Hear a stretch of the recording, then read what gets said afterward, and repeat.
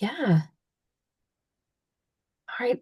Hi, everybody. Welcome. I'm Stephanie Clark. I'm the Family Program Director of Habitat for Humanity of Bucks County, along with Ana Gonzalez, our Family Program Associate. We are so excited to introduce you or reintroduce you to Olga St Pierre. She is a phenomenal human being, as well as an amazing realtor with Keller Williams. And her company focuses on Penn Jersey living. You can check her out on YouTube and on all the social media pages. Olga has offered many webinars for us in the past, and she's such a dynamic speaker. And just because of being the amazing professional that she is, she has a lot of knowledge to share on a lot of different topics. So we haven't heard from her. We haven't had folks connect with her recently. I'm like, Olga, we need you back. And we've got new home buyers, we've got new homeowners, and we've got folks looking toward home ownership. So Olga said, yes, of course. And because she's so generous with her time and knowledge, here we are again. And so Olga's going to walk us through what we need to know as homeowners. So, Olga, thank you so much. And thank you to Jessica Lamer, your executive assistant, for connecting us to this amazing information. And I'm already excited to learn with what you have to say. Absolutely. I hope everyone is having a great evening. I'm going to open up the presentation and get started. And just so you know, I will share the workbook with Stephanie, and then all of you are going to get a copy. So please don't frantically write anything down. It's going to be shared with you along with the actual presentation. And as we're going through, if you think of any questions, please don't hesitate to throw them in the chat or maybe save them and jot them down until the end. And then we can talk a little bit more afterwards to see if anybody has anything that is maybe of interest to them.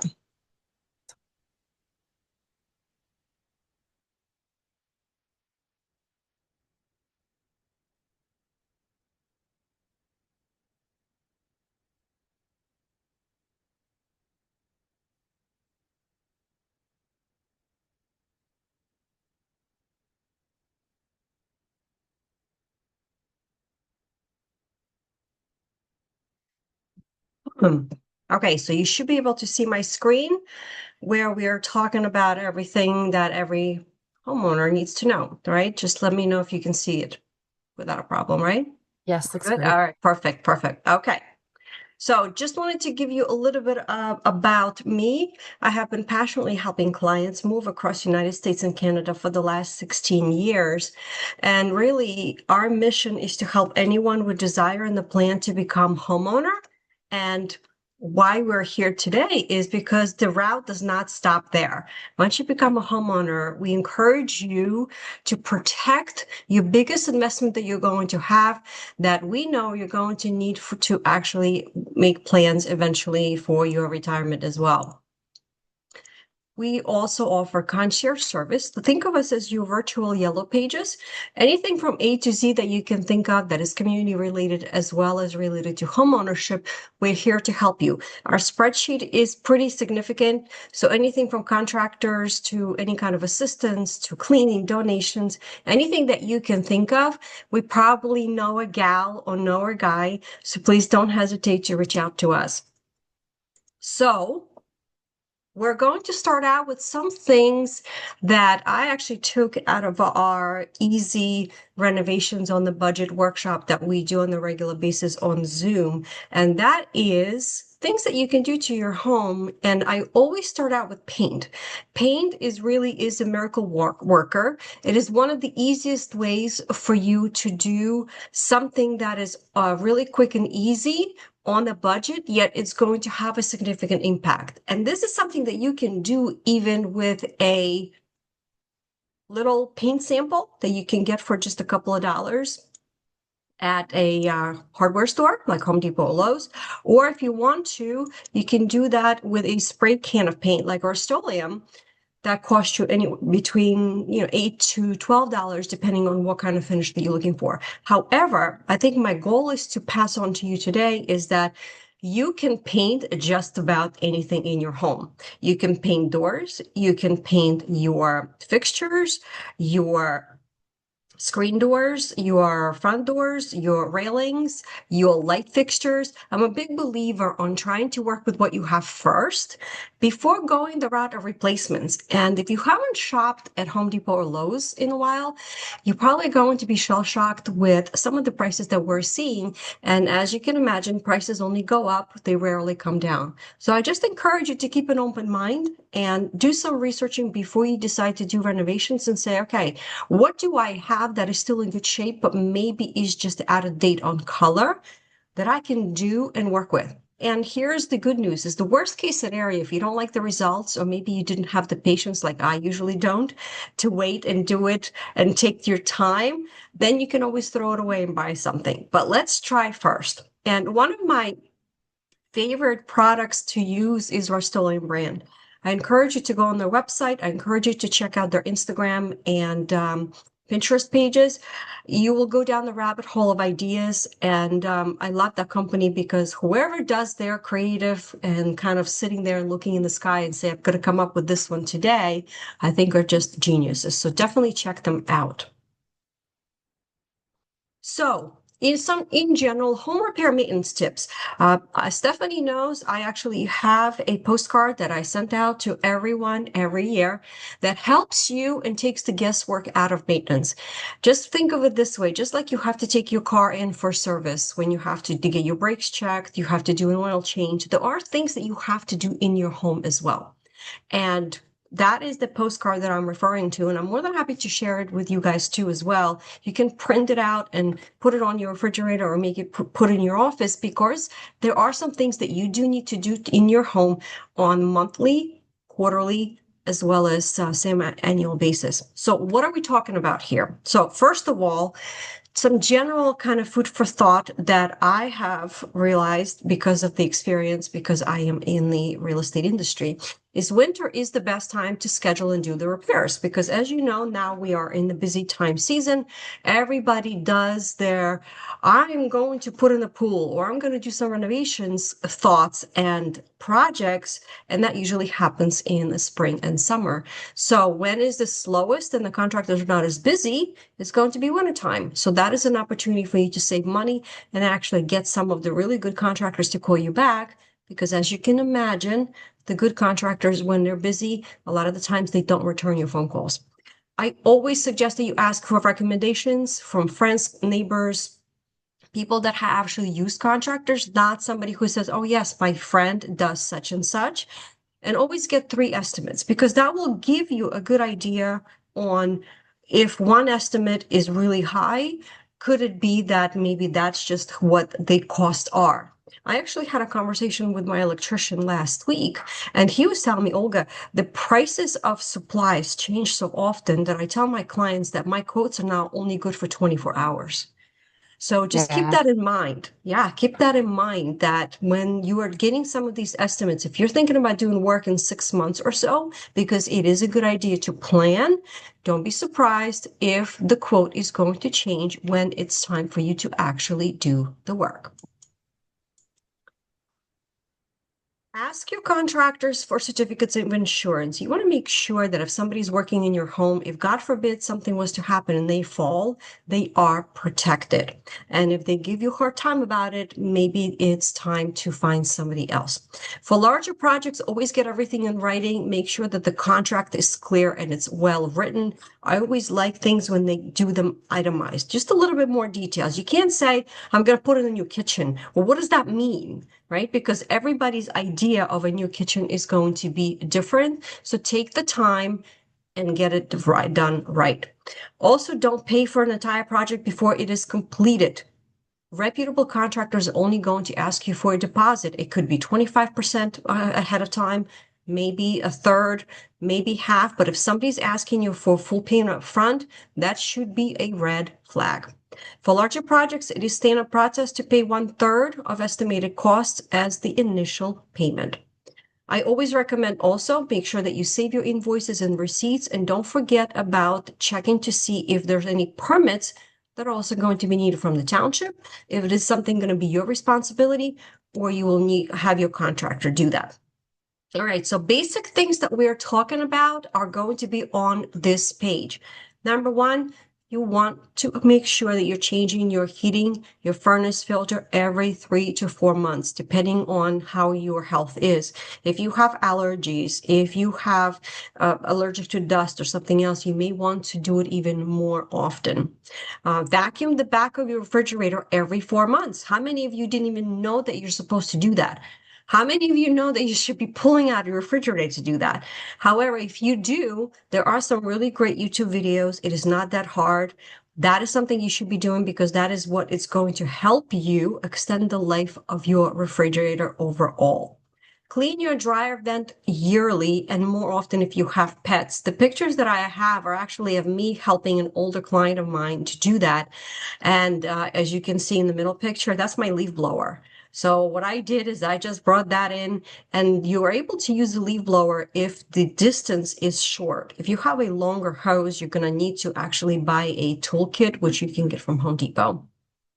Check your smoke and your carbon monoxide detector batteries every 6 months. I can't tell you how many times. Sometimes I go into homes and I hear them chirping.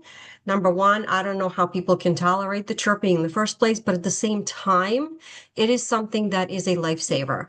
What I am also seeing more and more often is that townships are requiring when the smoke detectors are being replaced, they're going to be replaced with a 10-year sealed battery detectors, which means that it's going to last you for 10 years. You don't ever have to worry about the batteries because I think they saw a lot of issues with people not putting the batteries in. Put your water hoses away in the fall. Know where your main water shutoff is. When I have clients that purchase homes, I actually send them a checklist of get to know your home in the beginning because it's something new to you, especially if you are a first-time home buyer. You need to know where your main water shutoff is. If you have it in the basement, that's probably where it's going to be. A lot of the times, if you are on the slab like I am, it is actually in my closet, not too far from my water heater in my furnace. And also know where your gas shutoff is if you have gas appliances and you have gas cooking. Yard and landscaping maintenance. We don't often think about these things, but it's just as important. Keep your grass at the recommended height. It's funny too. We're talking about grass. I have a couple of neighbors that I swear they sometimes probably measure their grass with a ruler because as soon as it gets just a little bit high, they're on their mower, cutting it. So I always laugh every time I pass them by. Trees and shrubs, trim them as needed to keep the branches away from your house to prevent the damage and the pests. I can give you a perfect example. I have a home. We're working on getting the home ready to put on the market, and the tree branches scraped enough of the shingles that now the seller needs to put on the new roof. And the new roof is costing $10,000. I just got an estimate today. So I have some hard conversations to have with her tomorrow because of the fact that the branches, as they go back and forth and they scrape and over time it becomes a big issue. Gutter cleaning is very important as well. Removing your debris at least twice per year to prevent water damage. And also you want to make sure that the gutters are in the good operational order and they're also taking the water away from the house, because if you do have a basement, the number one way for the water to get in the basement if it's not being diverted from your gutters. If you have firewood, stack it in the dry elevated location with good airflow to promote seasoning and prevent moisture buildup, and make sure that you put it away from your house because this is how you can get termites, you can get other wood eating insects into your home, and then that creates a big structural problem if they start having fun in your house. Eliminating standing water. I don't know about you guys, I hate mosquitoes. So if you have any kind of standing water, if you have any divots in your backyard, it may make sense for you to do some grading or some re-landscaping to make sure that the water doesn't pool, because that's a basic grading party time for mosquitoes. And with the shed, it's a good idea to have because you do want to keep your lawn equipment nice and dry, or if you have maybe a snow blower, make sure that you're keeping it covered as well. Exterior house upkeep. I recommend that you inspect and walk around your home on a monthly basis because you never know. You have strong winds, you have a really bad rain, there's something else. You never know if there is a problem until you start noticing it on the inside. And at that point, it's becoming a big problem. So if you have a bad storm, just take a walk around and make sure there's nothing missing. The shingles didn't blow off, the siding is still in place, everything is in good shape. Checking for painting and caulking issues, especially around windows or anywhere where you have a seam. Extremely important to make sure that you are taking care of that peeling paint and resealing the gaps to prevent water intrusion. Roof and chimney check on the regular basis. Always look for missing shingles and clean out the chimney if you have one. And if you don't use chimney, let's say if you have a fireplace, maybe it may make sense for you to cover it, and that way you don't have any debris falling into your chimney. Maybe you need to put a cover on top, but I would suggest that you check with a chimney company on what some of the good ideas. Foundation and drainage, ensure proper grading and check for cracks and leaks on a regular basis. I always say to check your basement after a really bad rain, because then you'll know there's any problems. And driveway, apply sealant to asphalt driveways on a regular basis and repair cracks in the concrete to prevent bigger damage. Don't invite pests in. Regularly clean your home. Avoid large stacks of paper boxes, especially in corners. Eliminate standing water. Seal entry points. I actually had a problem with mice, and I could not figure out for the life of me where they were getting. I'm actually sitting in my family room, and they were running somewhere. They were getting in somewhere. So finally, I had one of my trusted pest control people come in, and they said that they were coming in through where the hose to the AC is going into your house. So he had me actually put a steel wool pad, just put it around there. Or the other way to do it is you do some foaming and you seal it around. So never thought that it would come in because it's not like I had a big gap. It's very tiny gap. And believe me, they don't need a lot of space because when there is a will, there is a way. Property store food in airtight containers. Make sure you maintain your yard. Fix leaks promptly. That is important. Use natural repellents where it's appropriate, and then store firewood away from the house. Don't ignore these things. If you see droppings, if you have unusual smells or noises, if you have some kind of damage of fabrics, furniture, if you see signs of nesting, gnaw marks, tracks on the carpeting or outdoor areas, these are all of the signs for you to pick up the phone and call the professional. If you don't have a pest control company, you know to call me because I have a couple depending on where you are. A lot of the times they'll come out to evaluate for free just to find out if you have a issue, or it could be just something small that maybe you can use a Raid or some other over-the-counter products, but they will at least let you know if there is a problem.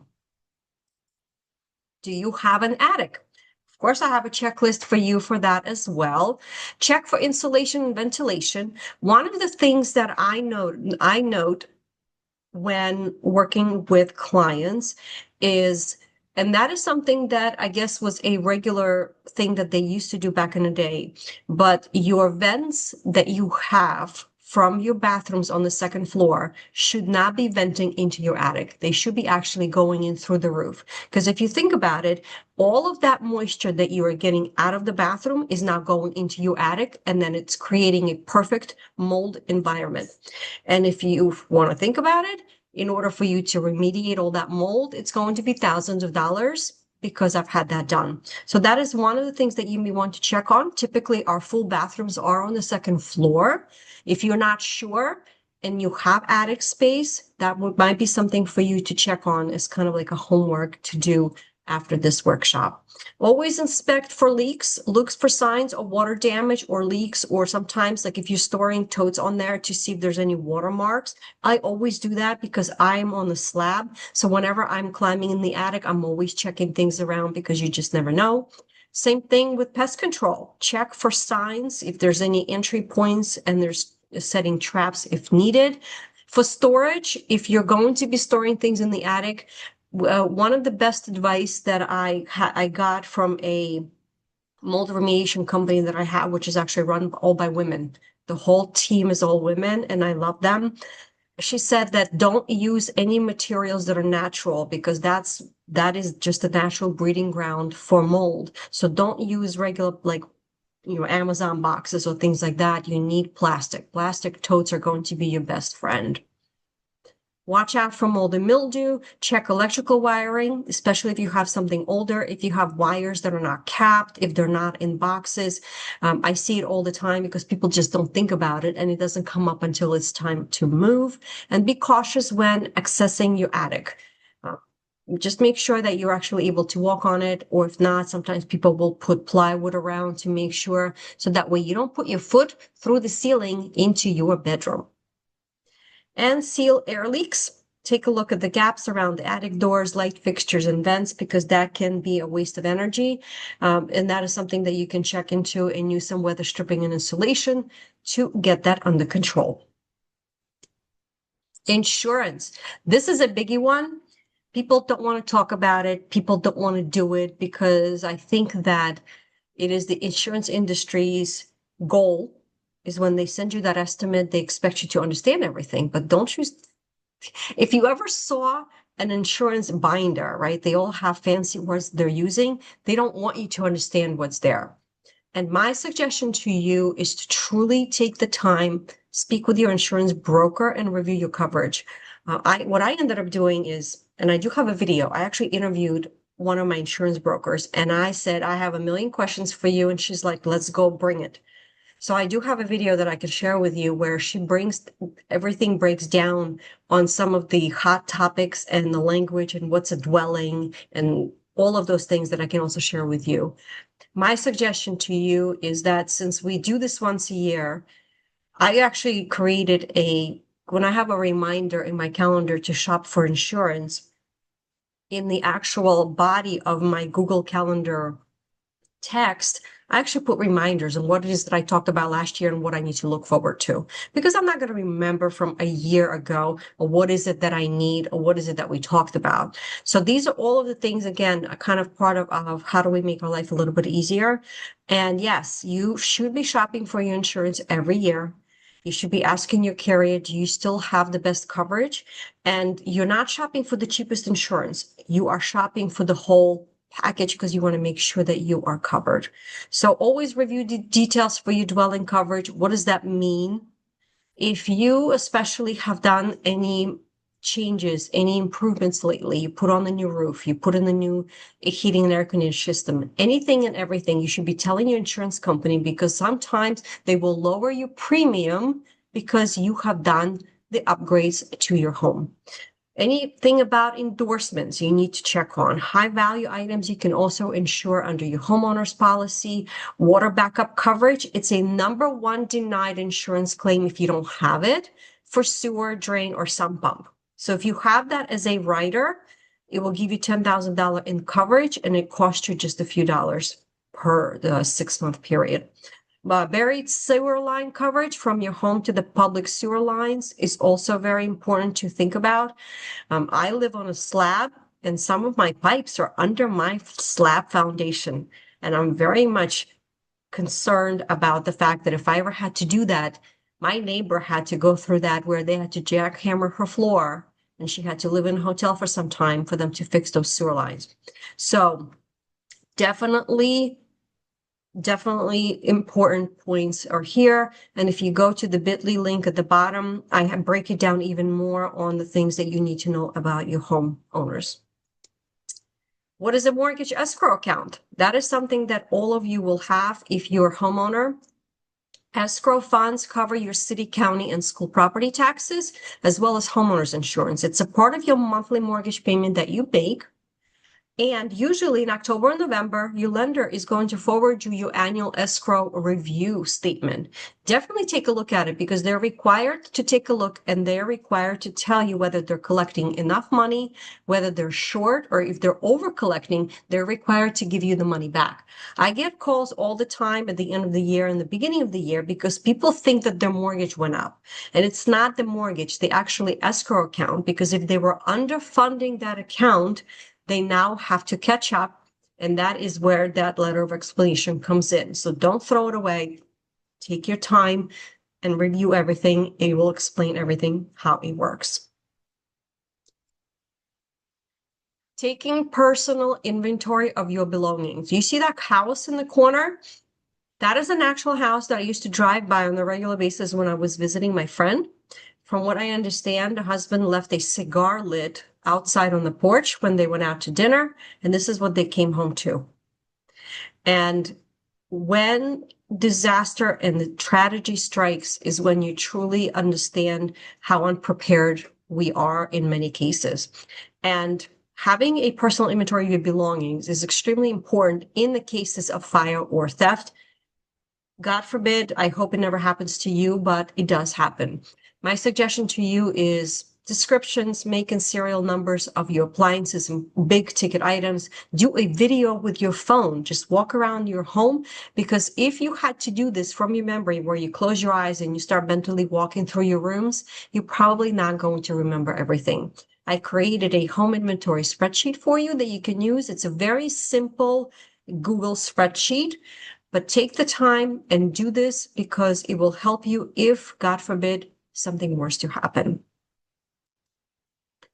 Get organized in terms of your documents. This is something that I recommend. If you guys have not realized, I am a proactive person, and I try to impart this as important to everyone I talk to, my clients, and I encourage you to take the time to review this list, because when you prepare, even if it's just a little bit, it could be just a few documents, it's going to make your life easier. And I think you'll agree with me that none of us want to make our lives any more complicated than they already are. And these are just some of the things that I have found over the years in my practice that will help you. If you're looking on the left, everyone over the age of 18 should have a will and should have a power of attorney. These are some of the basic legal documents that you need to have, because if you think about it, if something was to happen to you and you are not able to make a decision for yourself, who is that going to be? That's where you need a power of attorney. If you have kids that go away to college and when they are turning 18, if something was to happen to you and you need to call the hospital to help them, the hospital cannot talk to you because your child is now considered to be an adult.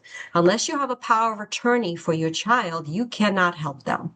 So that's just something for, if you have kids in college, just something for you to consider.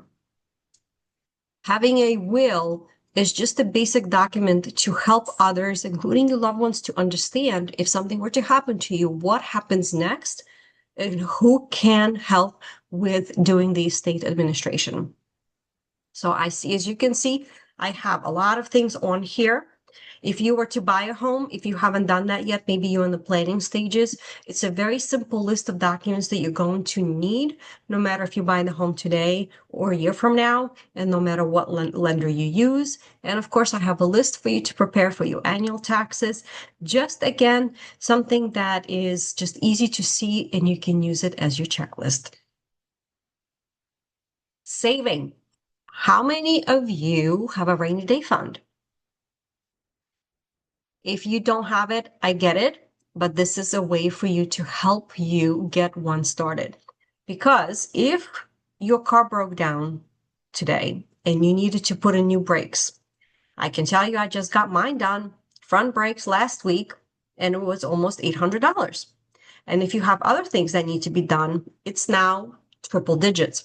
So that's one way to look at it. Another way to look at it is if we're heading into the summer season, and things break when it's the least convenient for you. Usually AC breaks in July and the furnace breaks in February. If you haven't looked at the prices of those lately, brand new system is going to set you probably between $10,000 and $15,000. So how many of you have some money in the bank as a rainy day fund that you do not touch unless it's an emergency? The recommendation is for you to have at least 6 months of rainy day funds. So that way, if you were to lose your job or you had to get those car repairs or home repairs or other emergencies, you would actually have that money sitting there to help you not lose your mind because that's something needs to be taken care of right now. You can do it as simple as a jar at $10 a week. And if you were to do it for the full year in November, you're going to have $400 and you can actually use that to buy holiday presents. Or if you want to, let's make it fun. I have a bingo box here for you. And every box is a different amount because we have different weeks. And some weeks we have the money and some weeks we don't have the money. However, if you were to take your time and complete this bingo board, by the end of the year, when everything is crossed off, you are going to have $10,000 in the bank. So I kind of encourage you, if you don't have it, to take the time again and decide on starting something like that, because again, the goal is to make your life a little bit easier. And this money should be saved in a high yield savings account to make sure that your money is working for you.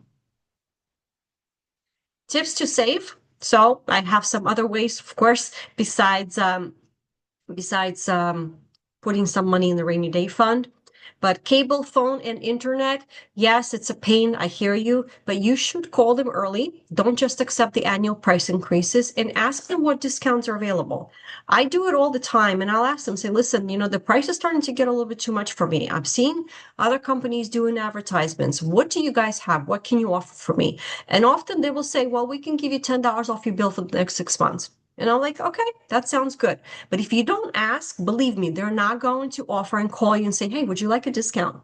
You need to ask for it. Buy your own modem. It's going to save you on the rental fee each month when we're talking about, especially like internet. You can go to your store location and swap your equipment if it's been a few years. Because updated versions are better and faster, and bundling your insurance. Discounts are usually available if you bundle your car, your home insurance as an example. So always ask. Always ask. I always say when you're talking to somebody and say, is there anything else that I can do to save money? Is there anything else that you can help me with and you can do for me? So that way it's going to be better for me as a homeowner. Make your life easier. Here we go. Just a few other things in terms of what can we do to make our life easier? Here's what I can tell you in my years of experience. 100% of the clients that I work with, when they need to make a move, don't realize just how much crap and stuff that they accumulate in their lifetime.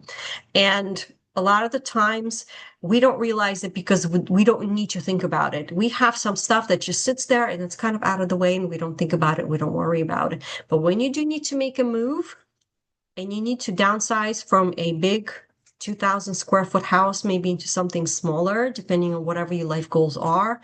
It is stressful to figure out what to do with the stuff. And then when you start packing, you realize just how quickly those boxes get really, really heavy. So my suggestion to you is do decluttering on the regular basis. And somebody recently actually said that where you're not downsizing, you are not maybe decluttering, but you are doing it as in me sizing. So think of it that way as well.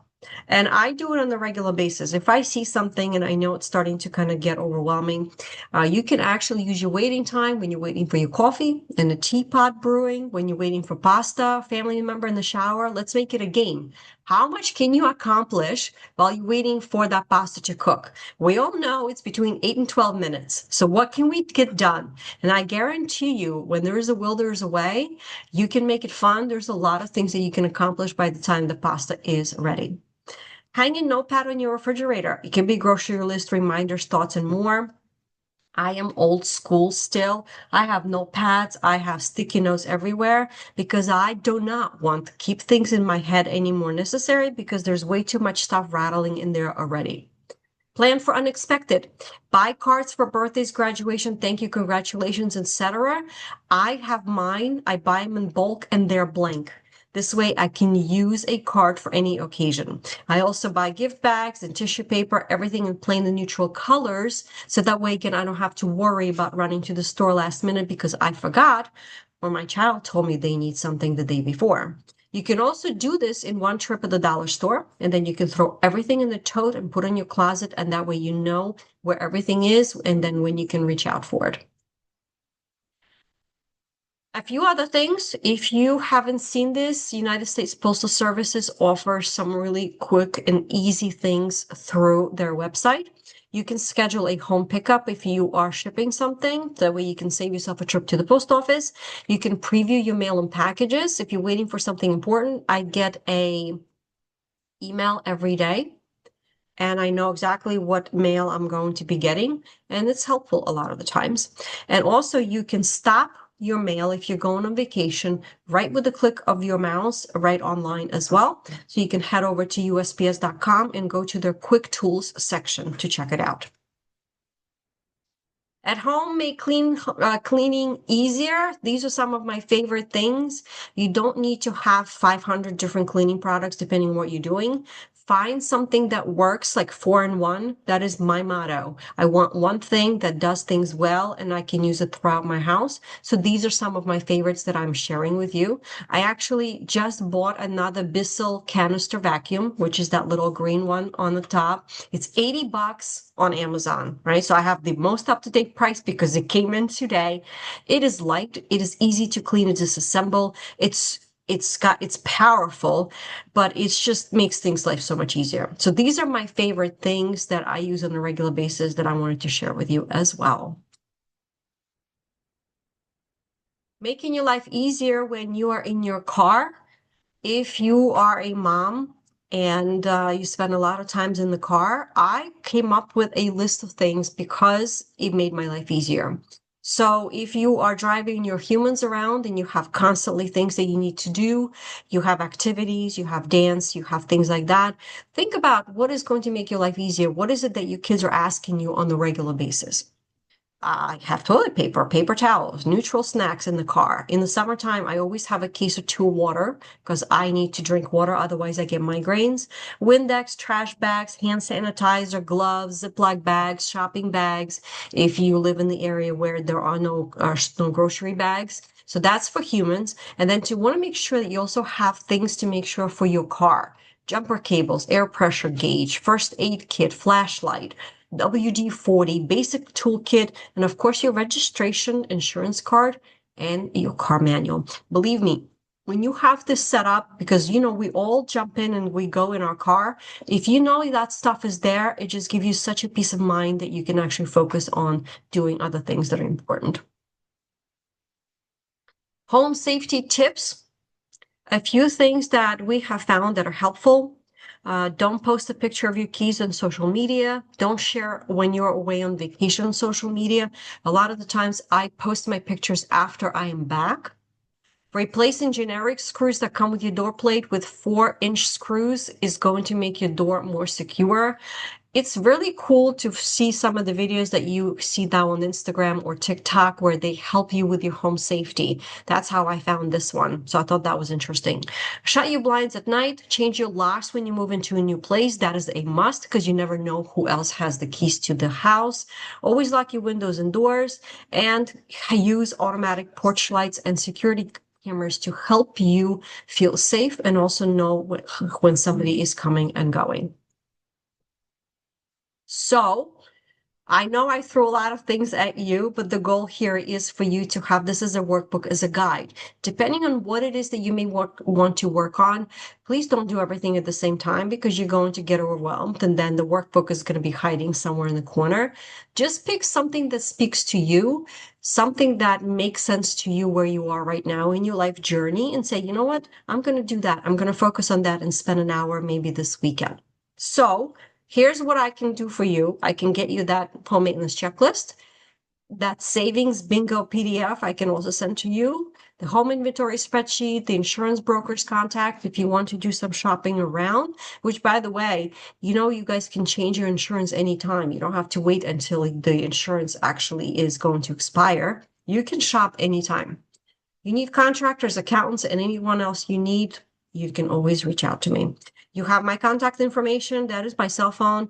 That is my email. Stephanie knows that I pick up my phone and I answer on a regular basis. So I am always happy to help with whatever else that may come your way. So that's what I have to share with you today. I know it's a lot, but at the same time, the goal is for you to have a good life and make sure that your home is going to last you for the years to come because it is your biggest savings that you will have for the rest of your life. Anybody has questions? Let me Yeah, see what we have in the Glenda's chat. Glenda's asking if you could show the savings sheet again. And Olga's actually going to share that with everybody. She'll Oh, get that to me and then absolutely. I'll get that out. So yeah, Absolutely. definitely a great tip. Yes. I was Yeah, going as to we're say, talking. Oh, go ahead, Kyle. I was just going to say, not a question, just thank you. This was awesome.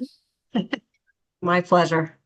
Definitely. Olga, what a great presentation. And you hit on so many things that I think we were separated at birth. I think we were twins. Uh, She's a lot prettier though. yeah, oh, absolutely. That it always goes to the, if there's twins, one is always better and more and smarter. Thank you very much, Mitch. Great content.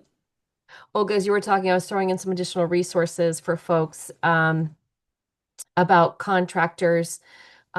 One of the things that we learned in our Lunch and Learn webinars from the Consumer Protection Office is that if you are going to get a contractor, reach out to your local Consumer Protection Office to make sure that that contractor is registered. And so I shared the link for the Bucks County Consumer Protection website. Olga's got a ton of tips. She's not kidding. She will send you postcards in the mail. She posts them on all her social media pages and on her website. Everything you could possibly need to know for maintaining your home at different times of the year. And I also shared a link to a gentleman that I follow on Instagram. His name is Keyshawn, and it's his weekly home check. And every week he's got a new thing. So he talks about vacuuming behind your refrigerator, cleaning out your dryer vents, vacuum, even how to clean your mattress, which He's great. I he's follow him great. He's too. He's fun, great. right? He's so He's great. fun. Yes, Yeah. absolutely. So, He's so many great. great resources out there. And what's nice for all of you is that now you have Olga as well. So, make sure you follow her on social media, check out her website, and reach out to her. And if you need anything, and you're like, well, I need Olga's number, we've got it for you too. So, Absolutely. Kyle says insurance is a peace of mind. Absolutely. This is why always tell people it's not, the goal is not to have the cheapest policy, which means you're not going to have coverage. The goal is to have sufficient coverage for everything that you need. And if that means paying more, then that's the peace of mind that you need. hmm Anna's asking about a water sensor for have that near your water heater or washing machine. Do you recommend those? Absolutely. I've seen them. It's like a little round thing that you park next to your water heater and next to your furnace. They're always great to have. Absolutely. And how would you know if your water heater is leaking? Oh, I can tell you Obviously, there's from water personal coming out. experience because Saying, I'm on the slab, right? So one morning I got up and there was a floor buckling in my living room. oh Yeah, no, so we that's had not to replace fun. half of the floor and we replaced the water heater. So, you need to have a tray underneath and having a sensor, right? Sometimes these things we learn by lessons. So having a sensor is also helpful because I don't know how long it was leaking. But if you think about it, water heaters usually last you about 7 to 10 years. So if your water heater is older and if it's not leaking, it's going to cost you $1,500 to replace it. So if you think about it as a bigger picture, if you're worried and you know that your water heater is at the end of its life, it may just make sense to be proactive and replace it. The only reason I asked or brought it up was because this just happened, and it was a very slow, very small leak, and I was like, okay, maybe it was just something I dropped. I thought it was just something that dropped on the floor because it's right next to the washing machine, but I had to literally get down and actually physically look, and you could see that it was dripping. We had someone come out and look, and it was It was the water heater. actual water tank was cracked and Ooh. needed to be replaced. So that it's like costly, Wow. very costly. And that's I something hear you you. need fixed pretty quickly if you want to, yeah, and the plumbers deserve what they get paid, but that's definitely a high cost item because yeah, we've Well, had some but you know what too? If you add it with other things that you may have to replace as a result of the leaking, like I yeah, had to do with my floors, it right. becomes it becomes a lot. So that's why knowing the age of everything in your home is also important. If you know the water heater is 12, 14 years old, it's going to go any day. So it may make sense to be proactive, call a couple of plumbers, get some estimates, and replace that water heater. Yeah, because your choices are a lot wider and you have more time as opposed to an Exactly. You emergency. have the time to plan where if it's leaking and now you don't have water in the house and then you have to rush and scramble and now it's a crisis. Yeah. So, all right. Sherry said great information. Thank you so much. Mary said thank you. I appreciate that. Anna says, what about a water sensor? Yes, absolutely. And you know what? Two water sensors, I think they work on the app, so you'll know right away if there's an issue. So definitely a good idea. I'm going to add that to my presentation. Thank you. Now we need to do a little bit of additional research. No, this is great. All right, Nice. everybody. If nothing else, thank you so much for joining me. I'll get all these resources over to Stephanie. And again, I'm here. Don't hesitate to reach out. No question is a stupid question. It's always better to ask and then know the options. And I promise you, if you ask Olga a question she doesn't know the answer, which is rare, she will find the answer for you. She Absolutely. will. I still learn something new every day. This is why I love this business. It's nothing is ever the same. So, all Well, right, Olga, Stephanie, do you thank have you any so last much. minute things No, to I wrap just up? want to say thank you so much. Thank you all for being here. Stay safe this summer. Stay cool and in the shade. Don't get burnt. I Wear your understand. sunscreen. Olga, thanks again for everything. My absolute pleasure. Have a great evening and the rest of the week, everyone. And hopefully, I'll see you soon. Bye bye, everybody. Thank you. Bye-bye. All right. Bye. Thank you.